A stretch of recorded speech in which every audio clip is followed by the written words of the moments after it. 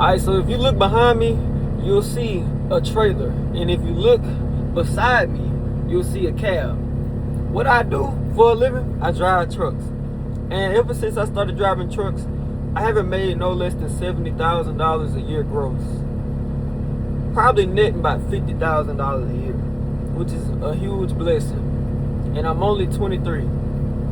So I've been doing this for 3 years now. I got my CDL as soon as I turned 21. Actually, when I was in CDL school, I was 20 years old. I turned 21 a couple days before I graduated. So when I tell you I was on the bandwagon when it came to get my CDL, I was on it. The reason why, I got tired of working a warehouse job for 12 hours a day. They treat you bad. They only want to give you a pizza party as a reward when you sitting there slaving in the heat. Like, bro, it is so hot outside. It's like it's 100. Matter of fact, I'm about to show y'all. I'm not capping. I hope y'all can see that on my dashboard. On my dashboard, it's 116 degrees. 116 degrees in Louisiana, bro. Like, it ain't even August yet. So what that should tell you is, if you're gonna be working them 12-hour shifts in them warehouses and getting some real paper, it's gonna come at the cost of your health, your body, your time, and it ain't easy. Like, I'm gonna just keep it real. Working them warehouse jobs, it ain't easy. And the craziest part is, you overly qualified to be making more money than what you actually making. Because when I was at a warehouse job, I'm gonna tell y'all, I was driving a forklift. I was working a machine called a rip saw. I was working a machine called the eye stacker. I was working what the freak they called it. It's so many different machines. An overhead crane. Like, literally, I operated an overhead crane. And I never got certified.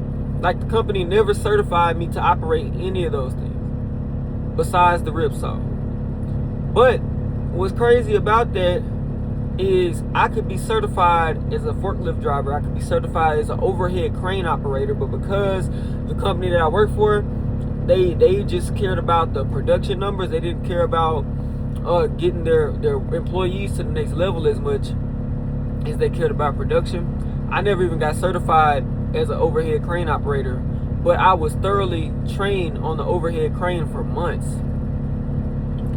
So literally, I'm a crane operator. Like, I have that skill. But I had to leave all that behind to become a CDL operator. You know what I mean? And now I'm sitting in here with my air conditioner on blast, making more money than I was then. I don't slave. Literally, all I use for work is a remote. This truck does all the work for me. Like, literally, I just gotta hold this steering wheel. I don't do no physical labor. Like, when I tell you, bro, while I'm unloading, I be on Fortnite. Like, literally making money on Fortnite. I'm getting paid to play Fortnite, bro. So all I'm saying is, bro, when it comes to this CDL stuff, is it worth it? If you ain't, picking up what I'm putting down yet in the video, yes, it's worth it still. 2026 is still worth it. And like I said, it only took me 3 years to get to this point where I'm at a high-paying job, or what I consider high-paying, because I make $90,000 to $100,000 a year, especially after all my bonuses and stuff like that. Definitely making $100,000 this year. But yeah. And a lot of people say when you come out of CDL school, you gotta go over the road. When I came out of CDL school, I made $70,000 my first year. There's plenty of videos on that. My first company was Dollar General. I did a review on that company. If you want to go watch that, I got plenty of reviews on different companies on my channel. But I had to slave for it. I was in the heat. I was in the back of that trailer unloading those Dollar General rolltainers full of products that you see in the stores. If you ever been to Dollar General, you know them shopping carts that be like 6 feet tall, full of heavy products like canned goods, water. Oh my gosh, if y'all know, water is heavier than you think. I was pushing those into the store. Like, I did 3 stores a day, or every other day. I did 3 stores every other day. So I averaged about 12 stores a week, maybe. Sometimes I did 4 stores every other day, just depending on what they gave me. But All I'm trying to get y'all to understand is it didn't come easy at first. You know what I mean? I still had to work for it, but it was still a lot less work and a lot more money than what I was getting slaved at the warehouse job. And I didn't have to have no supervisor telling me when I can come on break, when I had to get off break. Oh, they not watching my breaks. Like if I pull over and take a 3-hour nap, ain't nobody finna be calling me like, hey, where the load at? You feel me? Because at the end of the day, you managing your time. So as long as you managing your time and you doing your work proficiently, bro, you do whatever you want to. With this trucking stuff, there's so many ways to make a work-life balance. I'll be honest with y'all. I didn't did OTR with Quality Carriers. They sent me to Florida for a load, right? Now I'm from Louisiana. And when they give me a Florida load, you know what that mean in my head? I'm finna go have some fun. I'm in Florida. Of course I gotta have some fun. So you know what I did? I made sure that I pushed myself on that road. I didn't take a break.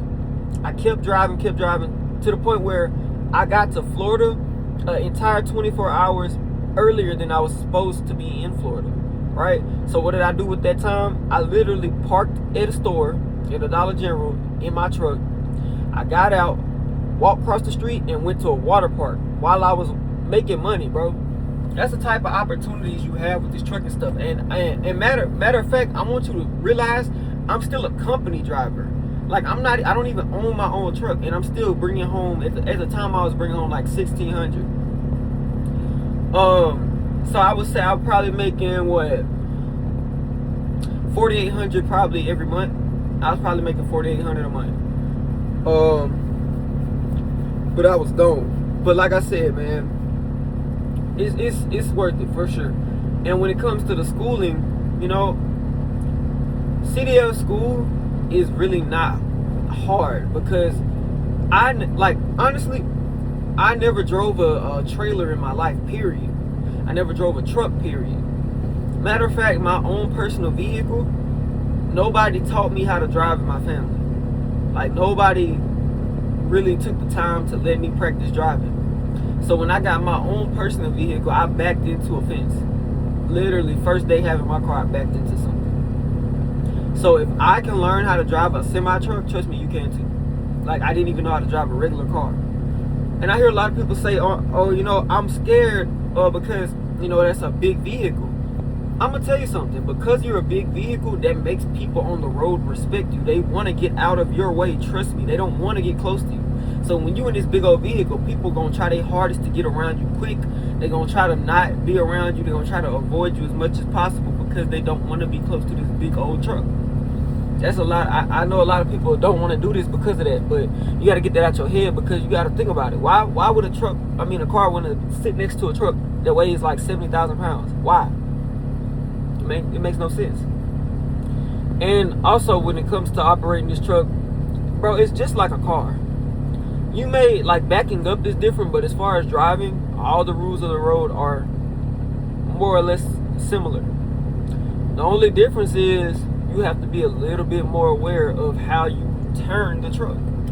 You can't make sharp turns in a truck that's this long. You have to make wide turns. You have to take longer times to hit the brakes. You know what I'm saying? You got to hit your brakes way before a car does. But that's what school is for. CDL school is literally preparing you for the road. They're not going to let you get out here unprepared if you go to a good school. So that would be my advice. If you're going to do it, talk to people who you see who drive trucks. Ask them where they went to school at. You don't have to exactly follow them, but if you talk to enough people, you'll kind of get the gist of what school is good. You know what I mean? Ask them how long they've been doing this. You know what I'm saying? The people who've been doing it for a while and who make good money, listen to them. Because if they got the proof behind the pudding, why wouldn't you listen to them? You know what I mean? So, hey, that's really all I came to tell y'all. Because, you know I talk about finances and stuff like that, but today I wanted to get a little bit more personal one-on-one with y'all and try to put y'all on game for once. Because it's hard to put people on game with stuff you don't got experience in. And I ain't got that much experience when it comes to making money in different ways yet. But one thing I do know how to do is drive a truck. And if I can help somebody else who's interested in making some money, go for it, bro. You won't know unless you try. You know what I'm saying? It's not like it's going to hurt you. You know what I mean? So, at the end of the day, I ain't got too much less to say. We gone.